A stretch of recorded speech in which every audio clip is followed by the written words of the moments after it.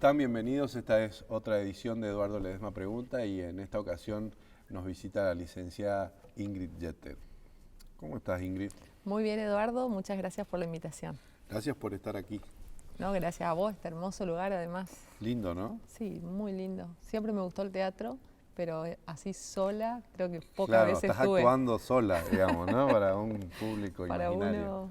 ¿Venís acá? Sí, vengo al teatro. ¿Qué te gusta?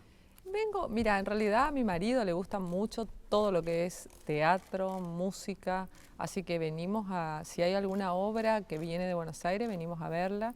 Si hay la orquesta, si hay una sinfónica, si hay un guitarrista famoso, muchas cosas.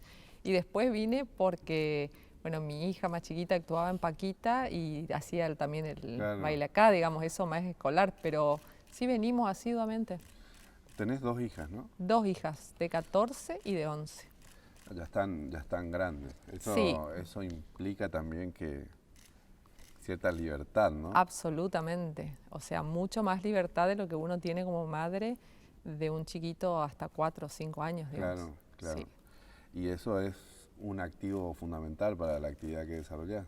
Totalmente. Yo creo que hice un impas justamente cuando nacieron. La más grande nació en el 2004, la segunda en el 2008 y bueno, fue un impasse en mi carrera política donde no podía hacer muchas cosas, digamos. Vos desde muy chica te interesaste por lo público, por los problemas de tu localidad, digamos, ¿no? Sí.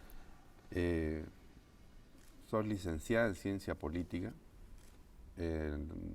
¿Dónde? En Córdoba, ¿no? Estudié en Córdoba, en la Universidad Católica de Córdoba, de los jesuitas. ¿Pudiste aplicar, después vamos a ir a tu desempeño público, pero Sí. ¿pudiste aplicar algo de toda la teoría que aprendiste de la ciencia política en tu función pública? Sí, sin ninguna duda, en todo. En la primer campaña fue como llevar a la realidad todo lo que había aprendido en la parte de campaña, de política. Bueno, la carrera de ciencia política es bastante completa, uno da economía, pero da marketing, da estadística. Y yo la verdad que nunca me olvido, hice casi como se planteó ahora en esta campaña era Macri, digamos, el timbreo. Nosotros hicimos en Riachuelo el casa por casa, con un grupito de 5 o 6 personas. Yo tenía 25 y el resto de los chicos que me acompañaban, todos tenían menos que yo. Hicimos todas las casas de Riachuelo, todas. O sea, no nos quedó ninguna. Hizo un censo, digamos. Sí, visitamos todas y presentándonos, porque muy poca gente nos conocía, le conocían a mi papá y a mis hermanos, pero no a mí, porque había estado mucho tiempo afuera, digamos. ¿Y cómo te relacionás con tus colegas, mujeres y varones, a la hora de desarrollar una reunión y para bajar línea desde el punto de vista teórico? Y me cuesta bastante, por ahí al principio me costaba mucho, ahora me adapté mucho más, sobre todo porque yo entiendo la política como una herramienta de cambio. Eso, me costó mucho entender, todavía no lo... Es decir, acepto que otras personas piensen distinto, pero yo no lo comparto como la herramienta para mantener el poder. Digamos, me parece que la política realmente tiene que ser la herramienta de cambio, o sea, que uno está en ese lugar para cambiar la sociedad que uno le tocó administrar o... No para juntar poder. Exacto. Eso nunca pude conciliar esos conceptos. ¿Y vos crees que mucha gente de los que están alrededor tuyo, digamos, de los políticos correntinos? Mucha gente que ejerce política, no solo en Corrientes, me parece que en todo el país y quizás en muchos otros lugares también, entienden la política como eso, como juntar poder, como mantener poder, acrecentar poder, pero está bueno mantener el poder en el sentido de crear consensos para poder aplicar y hacer los cambios que uno quiere. Obvio que uno necesita ese poder para hacer las cosas que quiere, pero acá estamos hablando de poder personal. Sí, y si se transforma eso en el objetivo, para mí pierde el sentido, digamos, la política. En base a esa experiencia y a esa capacitación, ¿por qué crees que nos cuesta tanto a nosotros el despegue como provincia?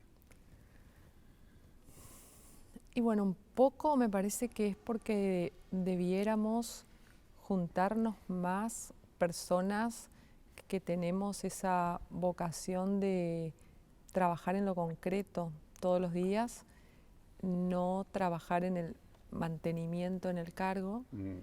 Trabajar en educación me parece primordial desde muy temprana edad, por eso nosotros creamos un jardín.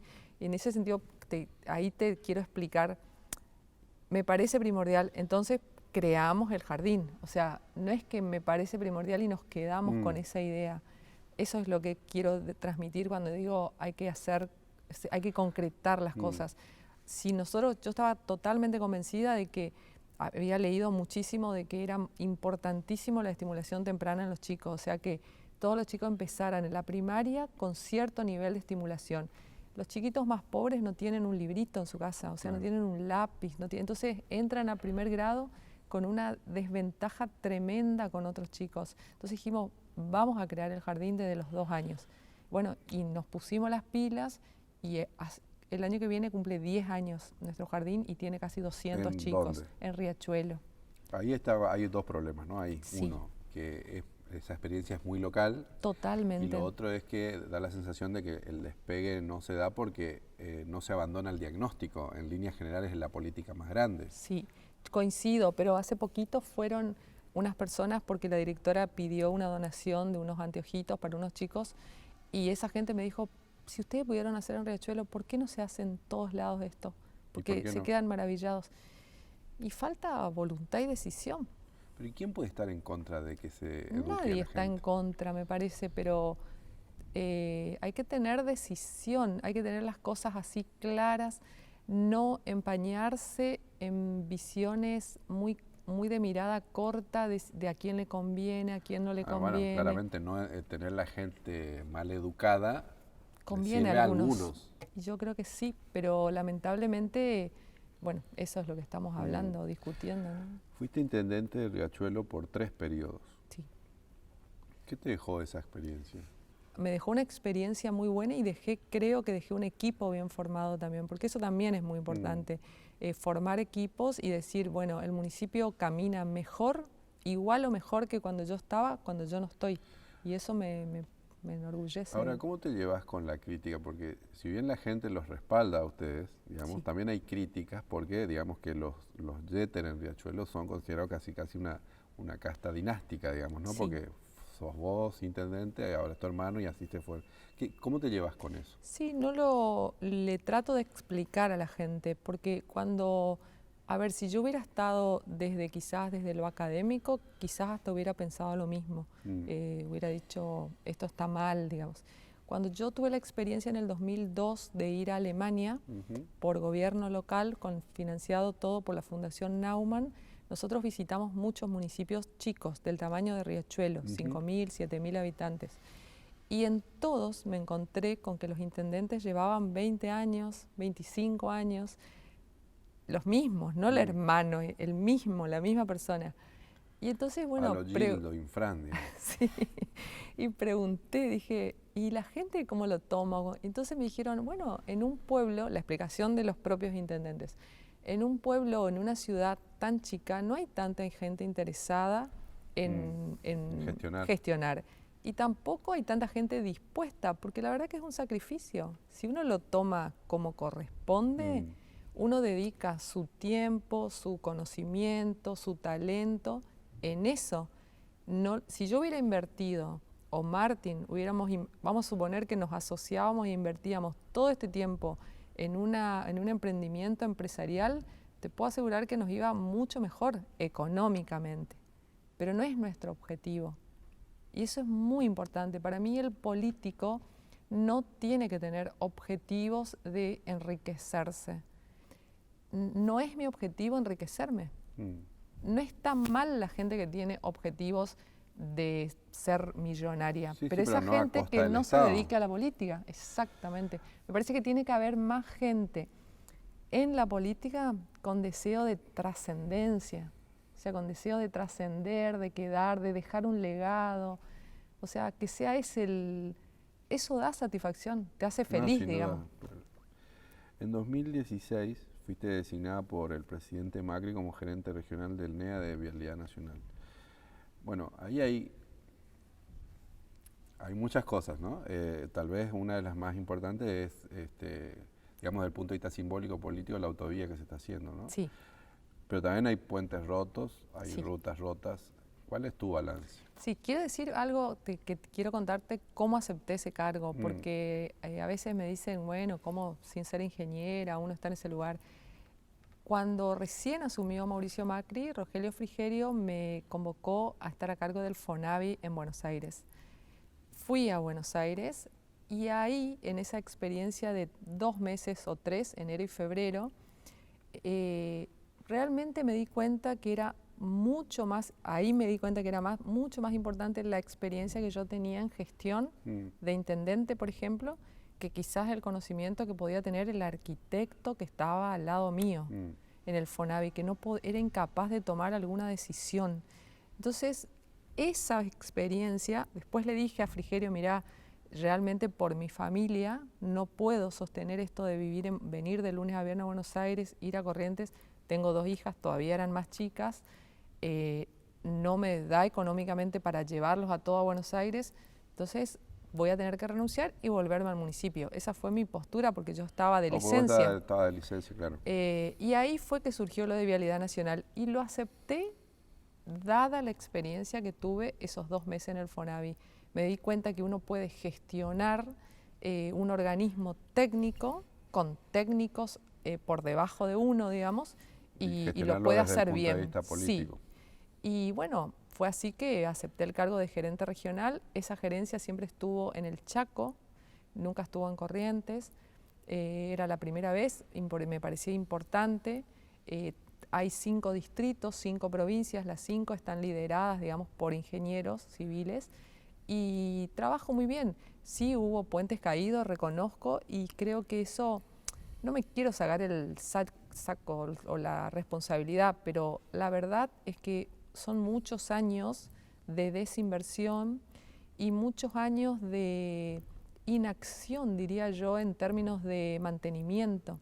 Entonces, bueno, quizás sí hubo responsabilidad de nuestros jefes, de nuestra jefa de distrito o algo de que no se abocó especialmente a los puentes, pero no cayeron puentes solo en Corrientes, digamos. Cayeron, por eso cayeron puentes. Y cayeron en todo el país. A nosotros nos toca los de acá, obviamente. Y son dos puentes que son fundamentales, digamos, porque nos corta el paso a Buenos Aires y nos corta el paso a Iguazú. Y fue muy duro para mí, Fue muy duro. O sea, yo la verdad que estuve a punto de decir presento mi renuncia y después dije no voy a presentar porque en realidad esto se debió a la desidia, a la falta de inversión, a muchos años de falta. A ver, porque a Vialidad también le pasó lo que a muchísimos organismos,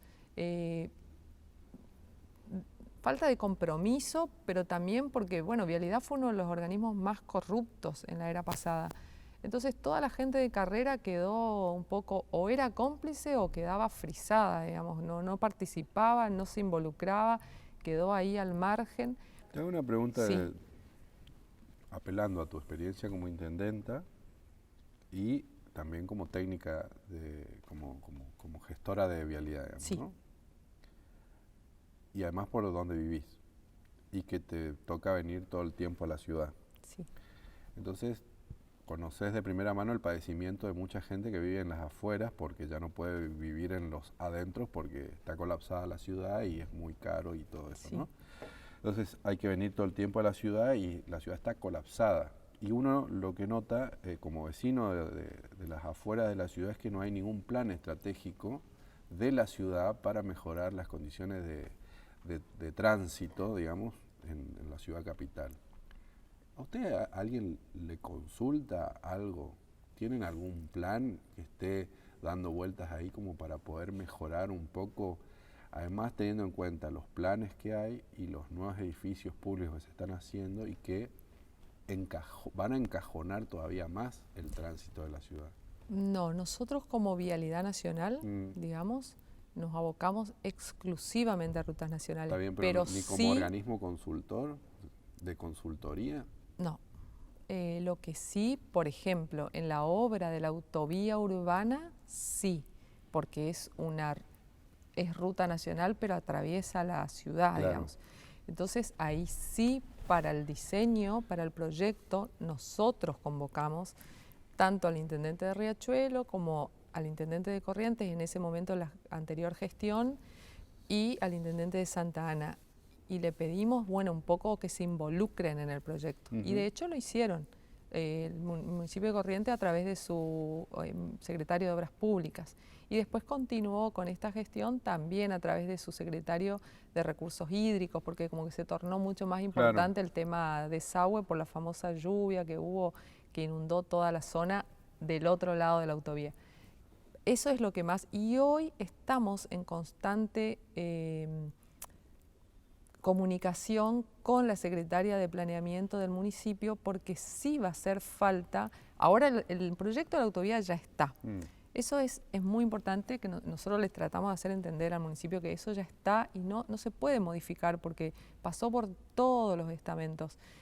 El municipio tiene mucho por hacer, los municipios. Santa Ana un poquito menos, pero Corrientes y Riachuelo tienen mucho para hacer para contribuir a que la autovía funcione bien, como por ejemplo pavimentar calles paralelas, algunos accesos. Entonces, como las colectoras en muchas partes van a ser de una sola mano, para que la gente pueda entrar una cuadra, dar vuelta.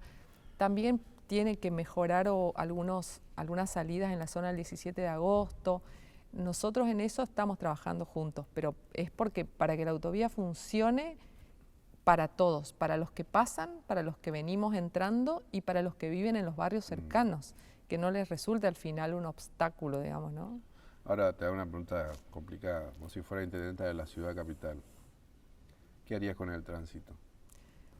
Muchas cosas. Primero contrataría un experto en tránsito, como en la ciudad de Buenos Aires. Ahora, y haría cosas osadas. Por ejemplo, ahí te pregunto, ¿solo se necesita gestión del tránsito o necesita infraestructura también? Las dos cosas. Las dos cosas. En Corrientes, las dos cosas, ninguna duda. En Corrientes es muy difícil hacer una gestión del tránsito sin invertir, porque hay demasiado calles de tierra, es inviable, me parece. Pero yo, cuando digo cosas osadas, haría, por ejemplo, una calle especial para motos, paralela a la avenida, por ejemplo, o el metrobús pensado para que los colectivos vayan rápido, muchas bicisendas, aunque parezca loco, pero haría cosas así innovadoras, pero las pienso sin estar en la gestión. Diría, sí, contrataría un experto. No, sí, está bien. Pero me parece que hay que hacer cosas innovadoras. Del 2006 de la política de género, me interesa saber cuál es tu opinión en relación con estos debates actuales, ¿no? La igualdad de género, el aborto, el voto joven. Bueno, el tema de la igualdad de género, yo estoy absolutamente a favor de que falta muchísimo. Siempre dije y cuento que se dio en mí un cambio muy profundo en la facultad. Yo era una de las que estaba en contra de los cupos, porque pensaba que todo era por mérito, pero era porque en el ámbito académico nunca sufrí el machismo. Claro. Una vez entrada en la política me di cuenta que era absolutamente necesario, porque, bueno, en Corrientes más, pero me parece que en todo el país había una política hecha para varones, por los horarios, por las decisiones, por el que tenía, digamos, la mujer era siempre, no tenía ningún espacio. Y era muy difícil. Entonces me puse del lado de las feministas, digamos, y les agradecí el que hayan existido, porque me di cuenta que yo pude haber estudiado, pude haber sido intendente, todo gracias a las luchas de ellas, y me propuse seguir luchando por más derechos de mujeres. Y ahí en Alemania lo interesante fue ver la igualdad mirada desde otro lado, digamos. Por ejemplo, ahí se estaba discutiendo ya dar todos los mismos derechos que tenía la mujer, por ejemplo, con respecto a la maternidad, a los padres. Claro. Porque si no, al final había perjudicado a la mujer. Como la mujer la mujer tenía que quedar a criar al niño. Tenía 2 años de licencia. ¿En qué resultaba? En que ninguna empresa tomaba una mujer, porque si se queda embarazada y no la tengo 2 años. Entonces, ellos, en ese momento que yo estuve, en el 2002, se debatió y se sancionó, o en el 2006, perdón, la legislación de que el hombre también podía optar por esos 2 años. Entonces, bueno, la empresa decía, me Sí, toca... me es indistinto, pero además Sí. también se equilibra las tareas reproductivas, ¿no? Ahí. Exacto, y bueno, eso, y también vi que para ellas, para las alemanas o para las europeas es mucho más difícil que para nosotras, porque no hay una red de contención familiar, entonces tener hijos y Claro. trabajar es mucho más complicado todavía, pero todavía hace falta llevar a la práctica, sobre todo en las clases más humildes, yo creo que hay muchas mujeres sin derechos todavía. Y, y bueno, y después me dijiste el aborto. Con respecto al aborto es un tema complicado, difícil. Yo personalmente estoy a favor de las dos vidas, digamos, pero por una convicción más personal y de valores. Pero respeto mucho todas las opiniones. Es un debate que tengo, porque tengo amigas que saben mucho de género y me dicen, bueno, dada que la lucha es tan descarnada, hay que militar de esta forma. Y puede ser que tengan razón, pero yo por ahí no coincido porque temo que eso tenga una reacción de parte de la sociedad que al final se ponga en contra del movimiento, digamos. Pasa que sí, es violento el debate, ¿no? Pero Sí. Los nuevos derechos generalmente son así. Nadie Sí, te lo entrega. es así también, exactamente. Por eso te digo, tengo una duda y creo que por ahí tienen razón las personas que dicen eso. Nadie te da nada gratuitamente. ¿Cómo ves a la provincia? Y ahora la veo mejor, la veo bien en el sentido de que creo que el gobernador tiene una visión moderna, digamos. Por lo menos siempre él en sus discursos pone las palabras que hacen falta, que son modernidad, conectividad, mujer, habla mucho de la mujer, del voto joven, que era otra de las preguntas que me decía, que estoy a favor del voto joven. Pone esas palabras y creo que eso ya es un paso muy importante.